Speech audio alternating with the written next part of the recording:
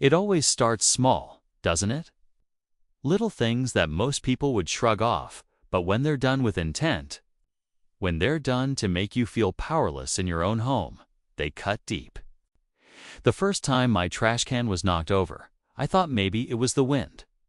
The second time, I convinced myself it was a mistake. But by the third, when I saw Karen from the HOA smirking from across the street while my garbage spilled across the curb like my dignity had been dumped with it, I knew. She was doing this on purpose. And the worst part? She wanted me to know it. My wife Emily hated confrontation. She begged me to let it go, to ignore Karen and her petty little power games.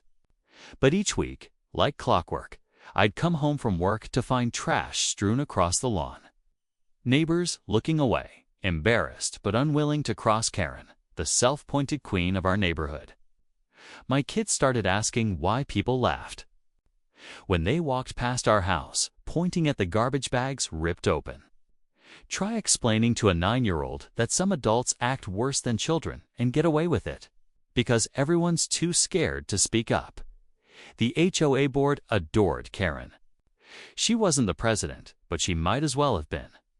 She was the loudest voice at every meeting, the one who suggested rules that somehow always became policy. No boats parked in driveways, no Christmas lights after January 1st, no yard sales without her approval. It didn't matter if these rules weren't in the bylaws, she enforced them anyway, threatening fines or worse. The neighborhood bowed to her, and I was her new favorite target. One night after dinner, I stepped outside to drag the can to the curb. The kids were inside, helping Emily clean up. That's when I caught her in the act. Karen, in her floral print blouse, phone in one hand, gave the trash can a deliberate shove with her foot. It toppled, the clang echoing in the quiet night, and she kept walking without a word. She didn't even flinch when she saw me standing there. She just smiled, like daring me to say something. My fists clenched at my sides, my jaw tight, but I said nothing. That smile stayed with me long after she disappeared into her house. Emily touched my arm later that night, whispering that it wasn't worth it, that fighting back would only give Karen more fuel. But she didn't understand. It wasn't about trash anymore. It was about control, about dignity. Karen was testing me, seeing how far she could push before I broke. And I knew, deep down, I couldn't let her win. The next week, I tried different things. I placed bricks at the bottom of the can. Karen knocked it over anyway, grunting as if the extra weight was a challenge she couldn't resist. I chained it to the mailbox post.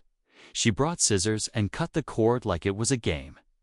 The worst was the morning I came outside and found she had dumped rotten food scraps all over the driveway, leaving the empty can lying on its side like a dead thing. The smell clung to the air, and I saw her blinds twitch as she watched me clean it up. That was the moment something hardened inside me. She thought I was weak, thought I'd just keep picking up the pieces of her little games. But I wasn't going to be her joke anymore. I wasn't going to let her keep teaching my kids that bullies always win. I started researching late at night. After Emily and the kids had gone to bed, quietly scrolling through forums, reading about people who dealt with neighborhood tyrants. Some said ignore them, others said fight fire with fire. One story caught my eye. A man who dealt with a similar problem rigged his trash can in a way that left the bully humiliated. The idea sparked something dangerous in me. But before I could put my plan into action, Karen escalated. She didn't just knock over the can anymore. She started filing complaints with the HOA claims that my lawn was overgrown, that my fence was an inch too tall, and that my kid's basketball hoop violated community guidelines. None of it stuck, but each letter in the mail felt like another jab. Another reminder she wasn't going to stop until I broke. Emily cried one evening, clutching the latest complaint, whispering that maybe we should move. That broke me more than two. That broke me more than two. My most hate, more than more anything. Our home was supposed to be our safe place, the place we raised our kids and made memories. And here was Karen trying to drive us out like we didn't belong. I looked into Emily's tired eyes, at my kids sitting quietly at the table, afraid to make noise because they didn't want to give Karen something else to complain about. And I made a decision. I wasn't going to just stop Karen. I was going to teach her a lesson she'd never forget. The next weekend, while the neighborhood mowed lawns and trimmed hedges, I was in the garage, tools scattered across the floor, sweat dripping down my back. I worked quietly, carefully, making sure no one could see. Emily asked what I was building, and I told her not to worry. She frowned, uneasy, but didn't press. When I finally rolled my creation out to the curb on trash day, it looked like an ordinary trash can. Maybe a little sturdier, maybe a little heavier, but nothing that would draw suspicion. To anyone else, it was just a can, but to Karen, it was a trap. And I couldn't help but smile, because I knew she definitely wouldn't see this one coming. The morning air was cool, with a soft breeze carrying the scent of cut grass. My trap stood tall at the curb, disguised as nothing more than a regular trash can. To the rest of the neighborhood, it blended in perfectly, but my heart pounded every time I looked at it. I'd spent nights making sure it was safe, not dangerous, but humiliating enough that if Karen dared knock it over again, she'd regret it. All day, I kept glancing out the window, waiting. My kids played quietly in the living room, their voices carrying a tension I couldn't ignore. They'd seen too many of Karen's antics. Even Emily walked around the house stiffly, like she expected a knock at the door at any moment. Was what Karen had done to us turned our home into a place of fear, and I wasn't going to let that continue. Just before dusk, I saw her. Karen strutted out of her house like she always did, wearing that smug half-smile, holding her phone in one hand as if she was documenting her own power. She walked down the street slowly, pretending to check her mail, then circled back. Her eyes fell on my can. I froze behind the curtain, every muscle in my body tense. She glanced around to make sure no one was watching. Though I could see half the neighborhood peeking from blinds and cracked windows, too afraid to intervene, but too curious to look away. Karen approached the can with her usual arrogance. She reached out with her foot, nudged it lightly, then gave it a solid shove. The trap worked perfectly. Instead of toppling, the can resisted her push, wobbling slightly. She frowned, annoyed. She pushed harder, leaning into it now. That's when the mechanism triggered a harmless but clever trick I'd built inside. A compartment near the top burst open, releasing a spray of foul-smelling, harmless but sticky liquid all over her white blouse and khaki pants. The shriek she let out could have shattered glass. She stumbled back, dropping her phone onto the pavement, her face twisting with rage and humiliation.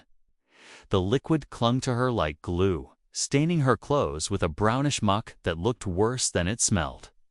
From behind curtains, I saw neighbors' hands fly to their mouths, some clearly trying not to laugh. Karen turned in circles, sputtering, screaming about lawsuits and harassment. But the more she flailed, the worse she looked. Her once perfect blouse sagged, her hair stuck to her forehead.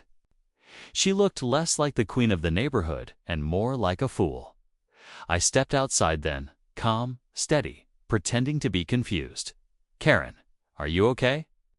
My voice carried just the right amount of mock concern. Her eyes blazed. You did this. You rigged this trash can. I'll have you arrested." I shrugged. "Karen, it's just a trash can. Maybe you shouldn't have been touching what doesn't belong to you."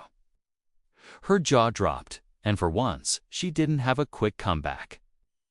The neighbors watching the ones she'd bullied for years finally had a reason to smile. Even chuckled. Not loud enough to be obvious, but enough that she heard it. That was the moment she realized she wasn't just battling me anymore. She was losing her grip on the neighborhood. She stormed off, dripping and fuming, but the damage was done. Word spread fast. By the next morning, whispers filled the air. How Karen had been sprayed because she couldn't keep her hands off someone else's trash can. How maybe she wasn't as untouchable as she thought.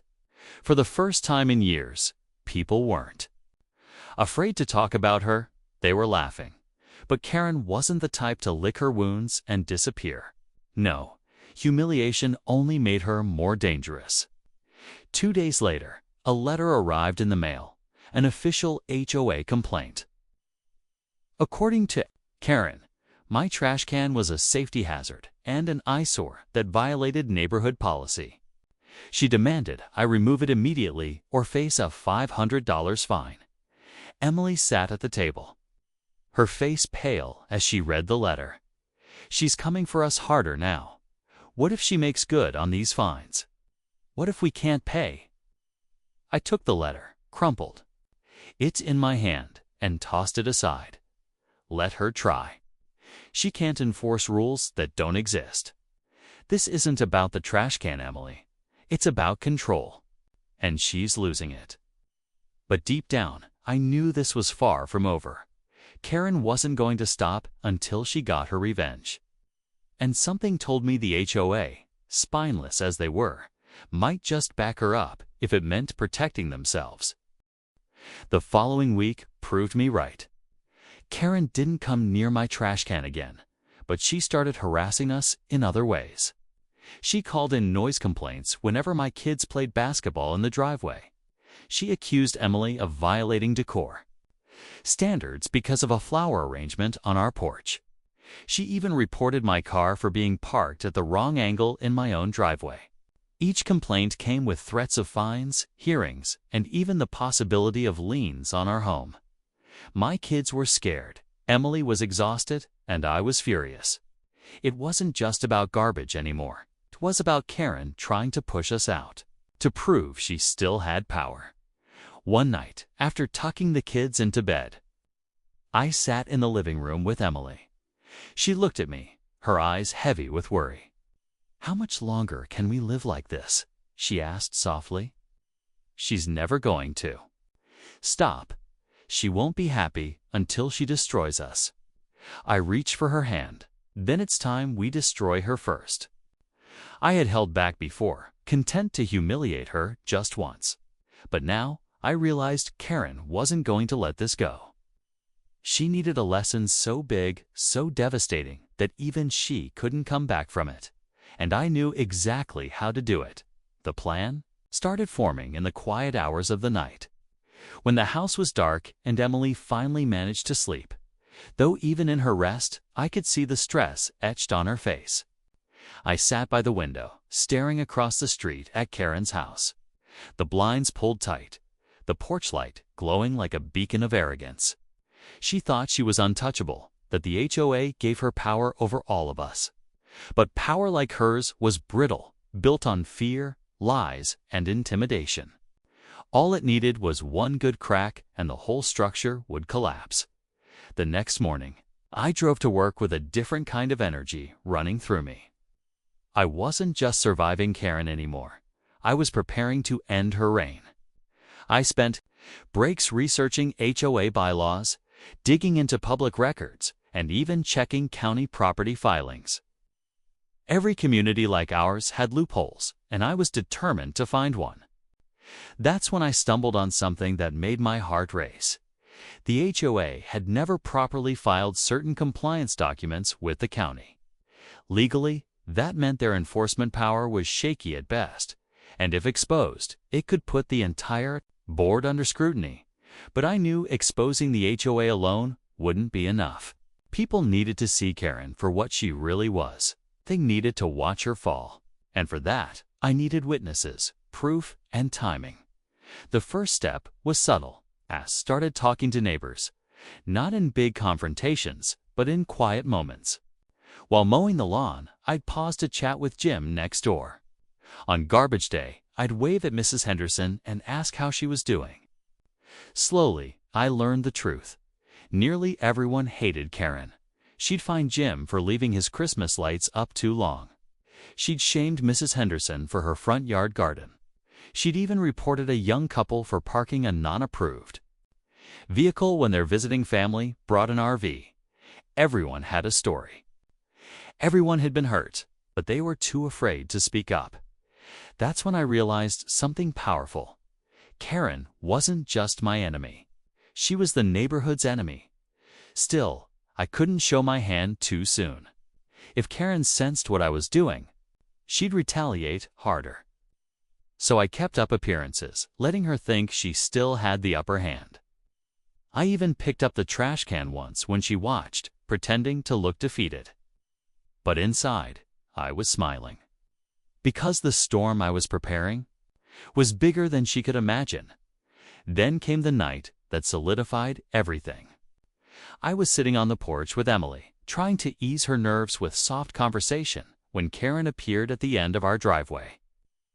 Her arms were crossed, her chin tilted up like a queen addressing peasants. "You think you're clever, don't you?" she sneered. "With your little tricks, your trash can stunt. You embarrassed me, and I don't forget things like that." Emily squeezed my hand, her body trembling, but I didn't flinch. "Karen, I told you before, stay off my property. Stay away from my family." She laughed, sharp and cruel. "This isn't just your property. This is my neighborhood. You're just a guest here, and I decide how long you get to stay. If you don't like it, maybe you should move, because I promise you, I'll bury you in fines before the year is over." Emily's eyes filled with tears, but I stood slowly, stepping closer until I was inches from her. "Do what you have to do," I said quietly. "But remember this, every queen thinks she's untouchable right up until the moment she falls." 4. The first time I saw it, a flicker of doubt in Karen's eyes. She masked it quickly with a smirk and turned on her heel. But I knew she'd heard me. That night, after Emily went to bed, I went back to my research. I printed the county filings, highlighted every missing document, every lapse. I made copies. I started drafting letters not just to the HOA board, but to the county clerk's office, to the attorney who handled HOA disputes, even to local reporters who loved stories of corruption. But I also had something else brewing. Remember how Karen loved to document everything on her phone? Always recording, always snapping pictures to catch violations. Well, what she didn't realize was that her habit worked both ways. One evening, as I pretended to tinker in the garage, I set up a discreet camera pointing at the curb. The very next morning, it caught her yanking open my mailbox, a federal offense, and snapping pictures of our bills. When I watched that footage back, my hands shook. Not out of fear this time, but out of certainty. I had her. I finally had her. The next HOA meeting was only a week away. I marked it on the calendar like a countdown to Judgment Day. I didn't tell Emily everything, not yet. I just held her close each night, whispering that things would get better, that she had to trust me. She wanted to believe, and though her eyes were tired, she nodded. When the night of the meeting arrived, I wasn't nervous. I was ready. The community center was packed, as always, and Karen was seated front and center like royalty. She wore another floral blouse, her posture stiff, her smirk smug. She probably thought she was going to unveil another round of rules, another batch of fines, but not this time. When the floor opened for community concerns, I stood. My neighbors turned, surprised. Karen's smirk widened, as if expecting me to embarrass myself. I pulled a folder from under my arm, placed it on the table, and began. "Over the past several months," I said, my voice steady, "this HOA has operated outside the boundaries of its own bylaws. Documents required by the county are missing, which means the board has been enforcing rules it has no legal authority to enforce. And I have proof." The room went silent. Karen blinked, caught off guard. pulled out the printed filings, spreading them across the table for all to see. Murmurs rippled through the crowd. People leaned forward, whispering. But I wasn't done. I clicked a small remote in my pocket, and the projector behind me lit up. The video of Karen rifling through my mailbox played for everyone. Gasps filled the room. Someone muttered, "That's illegal." Another voice shouted, "She's gone too far." Karen leaped to her feet, face red. "This is nonsense. Lies." He's trying to, but her words drowned in the chaos of neighbors who had finally found their courage. Voices rose, anger poured out.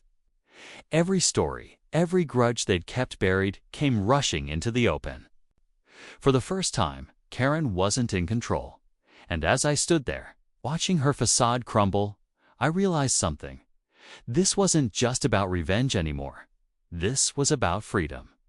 About giving my family, and every family here, their dignity back. Karen had made her last mistake. The room felt alive with a fire I had never seen before. Neighbors who once avoided eye contact with me now leaned forward. Their voices sharp, their anger spilling out after years of being bottled up. Mrs. Henderson, the sweet old woman who loved her flower garden, stood up with trembling hands and shouted she fined me $200 because my roses were too bright. Too bright? Who does that? Jim from next door raised his hand, his voice tight. She called the cops on my son for playing basketball in the driveway. He was 12. They showed up with flashing lights because of her.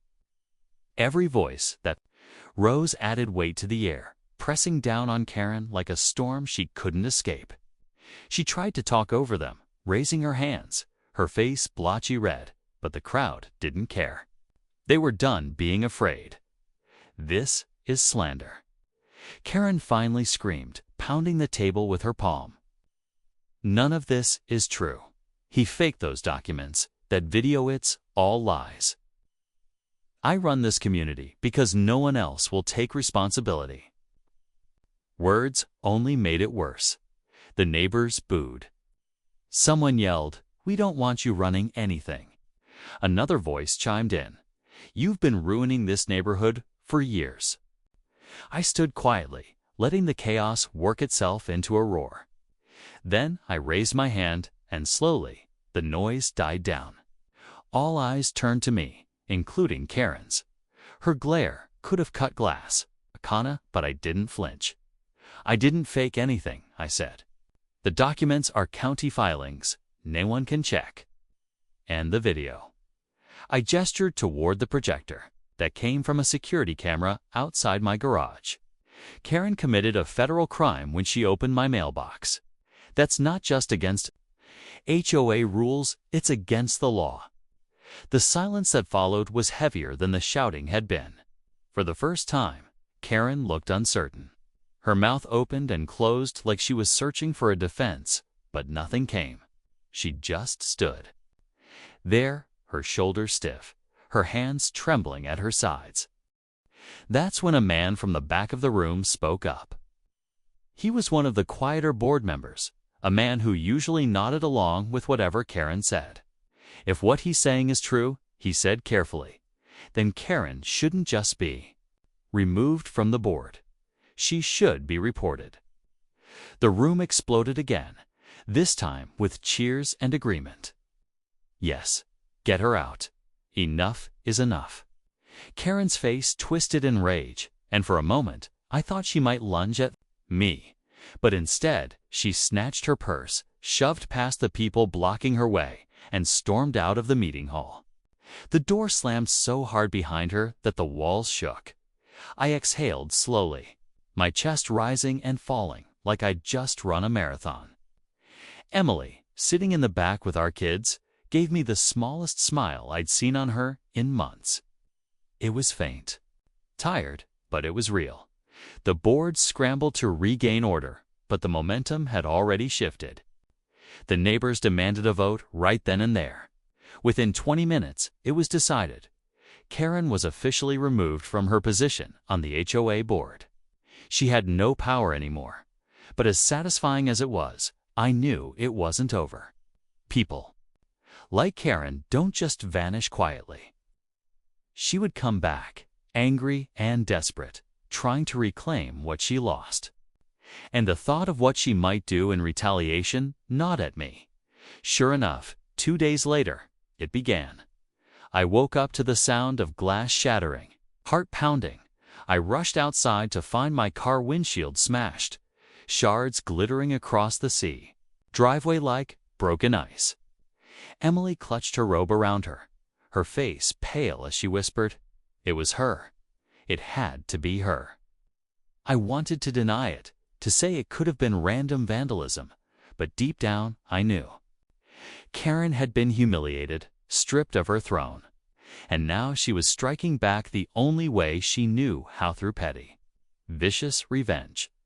The police came, took a report, shook their heads, and promised to investigate, but we all knew how this worked. Without proof, nothing would happen. Karen was smart enough not to leave a trail. That night, Emily broke. She sat at the kitchen table, her head in her hands, her voice cracking as she whispered, "I can't live like this anymore. I can't wake up every day wondering what she's going to do next. Maybe we should just sell the house and go." Her words stabbed into me deeper than any of Karen's games ever had. This was our home. The place where we'd built our lives, raised our kids, planted roots, and Karen thought she could drive us out. No, I wouldn't let her win like that. I crouched in front of Emily, lifting her chin so she had to look at me. "I know you're tired. I know you're scared. But trust me, just a little longer. I swear to you, I'm going to end this, once and for all." And I meant it. The next few days, I doubled down. I started compiling everything, every complaint letter, every video clip, every message from neighbors who shared their stories. I organized it into a thick binder, a weapon made of paper and truth. Then I contacted a lawyer, one who specialized in HOA abuse cases. When I laid everything on his desk, he leaned back, whistled, and said, "Looks like you've got yourself a case." But I didn't stop there. I wanted Karen to feel cornered from every angle. I reached out to a local news reporter who covered community corruption. When I told her the story, when I showed her the video, her eyes widened with the kind of hunger only journalists have. "This," she said, "is exactly the kind of story people love to see." The fire was spreading by the end of the week. Karen wasn't just fighting me. She was fighting the entire neighborhood, the law, and soon, the media. And for the first time, I felt the balance of power shift fully. But part of me still wondered, how far would Karen go before she finally broke? The phone call came just after midnight, pulling me out of a shallow, uneasy sleep. Emily stirred beside me as I reached for the phone, my heart already thudding with dread. "You think you've won, don't you?" The voice was cold, venom dripping from every word. It was Karen. My grip on the phone tightened. "You embarrassed me in front of everyone. You turned them against me, and now you're spreading lies to the news. But let me tell you something, this isn't over. I will burn your little family to the ground before I let you destroy me." The line went dead. I sat there in the dark, the weight of her threat pressing down on me. Emily had heard every word. Her hands shook as she whispered, "She's unhinged. What if she does something to the kids?" I pulled her into my arms, whispering promises I wasn't sure I could keep. "I won't let her touch them, I swear. Emily, she's already losing, and when she's desperate, she makes mistakes. That's when we end this." The next morning, those words felt almost prophetic. I walked outside to find our yard toilet papered, our fence spray painted with crude words. The kids saw it before I could stop them. My daughter's lip quivered as she asked, "Daddy, why does she hate us so much?" That broke me in ways I can't describe. This wasn't just a feud anymore. It was war. I spent the next days in constant motion, like a soldier preparing for battle. The lawyer worked on filing a civil harassment case against Karen, the reporter, called, confirming that she wanted to air the story on prime time. Neighbors came to me with their own evidence, photos, letters, even a recording of Karen screaming threats at someone's teenage daughter. Piece by piece, the net around her grew tighter, but Karen wasn't blind. She could feel the walls closing. And the more cornered she became, the more reckless her attacks. One evening, as Emily and I tucked the kids into bed, we heard a loud bang outside. I rushed to the window and saw smoke. My trash can, the same one that had humiliated her, was on fire. Flames licked the night sky, the acrid smell of burning plastic filling the air. I grabbed the hose, dousing it before it spread to the house. But the message was clear. Karen wasn't just trying to scare us anymore. She was trying to destroy us. The police came again, but as always, without direct evidence, they couldn't pin it on her. I could see the exhaustion in their eyes as they promised to keep an eye out. Emily broke down after they left. She's dangerous. She's not going to stop until one of us gets hurt. Please, let's go before it's too late. I knelt beside her, wiping her tears with trembling hands. No, if we leave, she wins. She'll keep doing this to the next family and the one. After that, someone has to stand up to her, Emily. It has to be us. That night, I barely slept. Every creak of the house, every gust of wind had me on edge, waiting for the next attack. But as the hours stretched on, my fear hardened into something stronger. Determination. The next day. The reporter arrived with a cameraman. Neighbors gathered on my lawn, each ready to share their stories. For the first time in years, people weren't hiding in their homes, afraid of Karen's wrath. They were standing together, united. As the cameras rolled, Mrs. Henderson described how Karen had threatened to bulldoze her beloved garden. Jim shared the story of the police being called on his son. Others chimed in, their voices raw with emotion, finally unburdening years of quiet suffering. And then it was my turn. I told them about the trash can, about the complaints, about the mailbox, about the fire. I showed them the video. I held nothing back.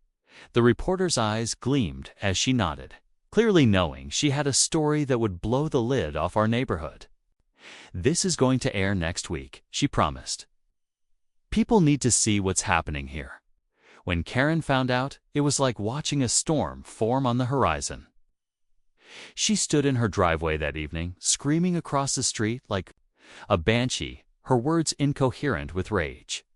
Neighbors peeked out, some even recording her, but no one dared step in. "You think you can humiliate me on television?" she screeched, her voice hoarse. "I built this community. I am this community, and I will tear you apart before I let you destroy me." Emily pulled me inside, fear etched deep into her face. But I wasn't afraid anymore. I looked out the window at Karen, her arms flailing, her power slipping away with every hysterical word. She was unraveling, and soon everyone would see her for what she really was. The next week crawled by, every day filled with tension, every night with unease. But when the report finally aired, it was like a bomb went off in the neighborhood. Karen's face splashed across the screen, her voice screaming in the meeting hall, her threats caught on tape. The footage of her at my mailbox sealed it. The anchor's words were sharp. Local HOA accused of harassment and abuse of power. By the next morning, Karen's kingdom had collapsed. The board distanced itself from her. Neighbors avoided her like the plague. And whispers spread that law enforcement was looking into her actions. But Karen wasn't one to go down quietly. 2 nights later, as Emily and I sat in the living room trying to enjoy the first peaceful moment in weeks, we heard it again, another bang. This time, louder, closer. I rushed outside and froze. The side of my garage door had been rammed, dented inward, with fresh tire marks leading up to it. Karen's car sat halfway in the street, her headlights still on. Her figure slumped over the steering wheel, and in that instant, I knew her desperation had finally pushed her past the edge. For a moment, I just stood there, staring at the wrecked car pressed against my garage, my heart thundering in my chest. Emily's scream from behind me jolted me into motion. I ran toward the vehicle, the acrid smell of gasoline filling the air. Karen was slumped over the steering wheel, her face illuminated by the glow of the headlights. Her chest rose and fell shallow, but steady. She wasn't dead, but she was broken. "Call 911. I shouted back to Emily, my voice shaking with adrenaline. "Hello." She fumbled for her phone, her hands trembling, while I stood there, torn between anger and pity. "Hello." Here, she was the woman who had terrorized my family, who had humiliated and threatened us, who had turned our lives into a battlefield, and now she looked small, frail, human. The neighbors began to emerge, one by one. Jim, barefoot, jogged over. Mrs. Henderson clutched her robe tightly as she whispered, "Oh my God." Others stood on their lawns, staring, phones out, filming. And for once, all eyes weren't on me. They were on her. The ambulance came quickly, flashing red and blue lights across the street. Karen groaned weakly as paramedics pulled her from the car, strapping her onto a gurney. Her eyes fluttered open for a brief moment, landing on me. Even then, through cracked lips and pain, she managed to hiss, "You'll pay for this." Then she was gone, loaded into the back of the ambulance. The police questioned us, of course. They asked if we had seen her speeding, if she had been drinking. I told them the truth, that I heard the crash and came outside. They nodded, scribbling notes, but their eyes hinted at something more. Karen wasn't just a neighborhood problem anymore. She was now officially on law enforcement's radar. After the chaos died down and the flashing lights disappeared, Emily and I sat in the living room, our hands clasped tightly. She looked at me with wide, fearful eyes.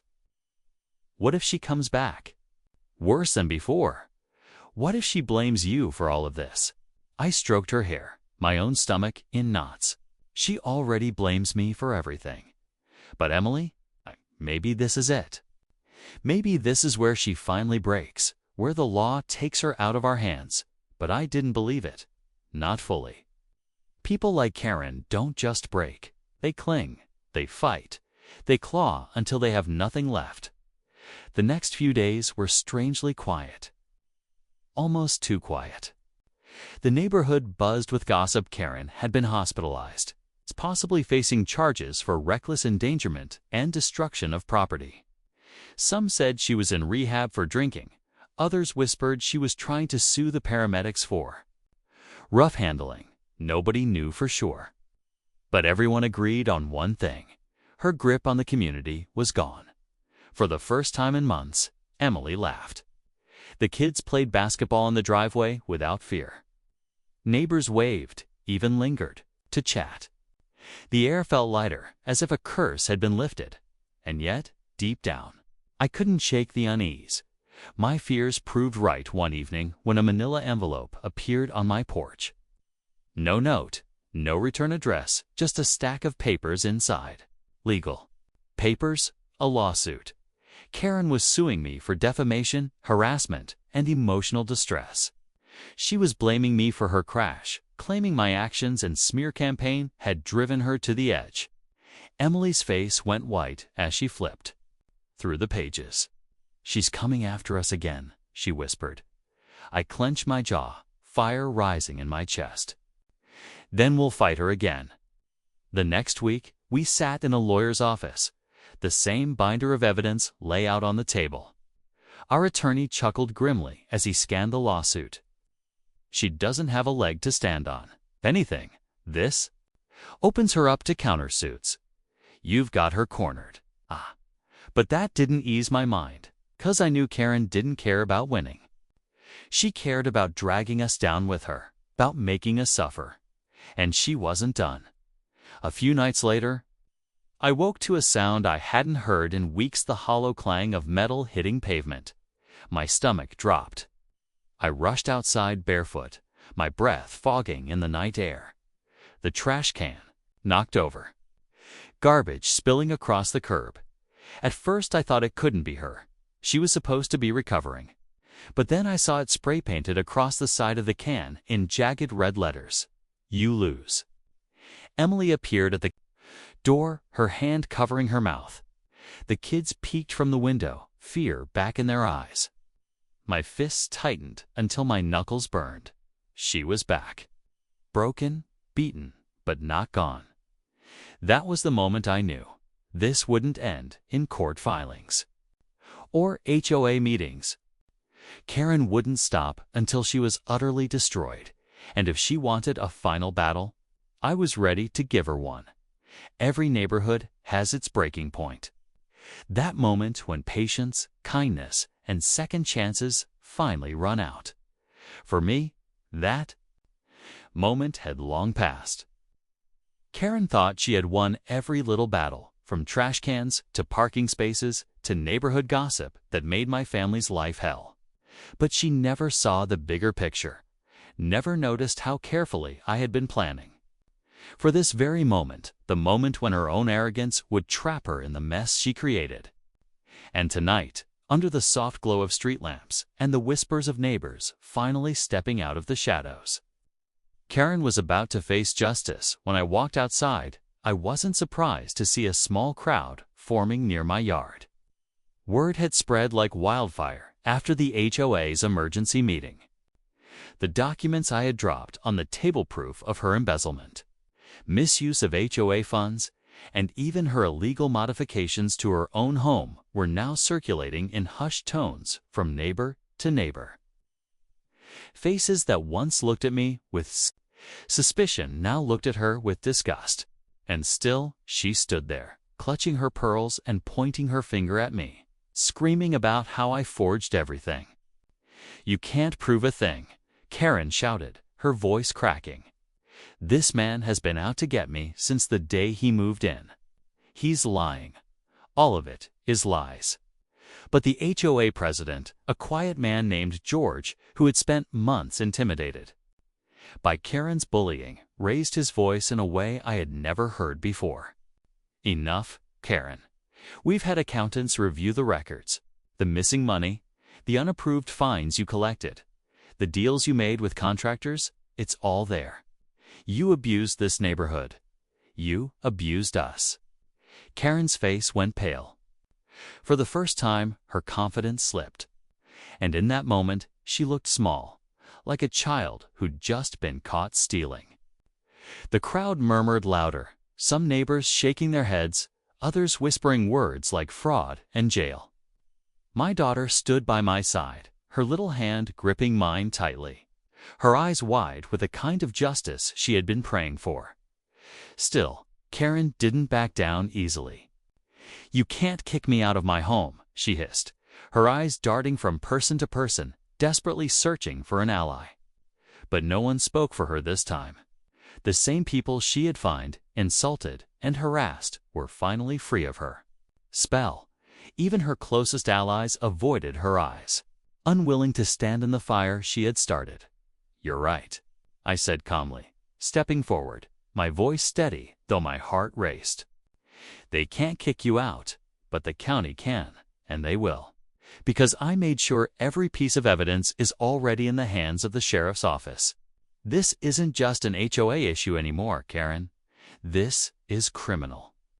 Her eyes widened, her jaw dropping as though she couldn't believe what I had just said. She tried to laugh, tried to brush it off, but the trembling in her hands gave her away. You wouldn't." "I already did," I said, my voice cold but clear. "For months, you knocked down my trash cans, threatened my family, tried to humiliate us. You thought it was funny. But now, your trash is about to be dragged out for the whole world to see."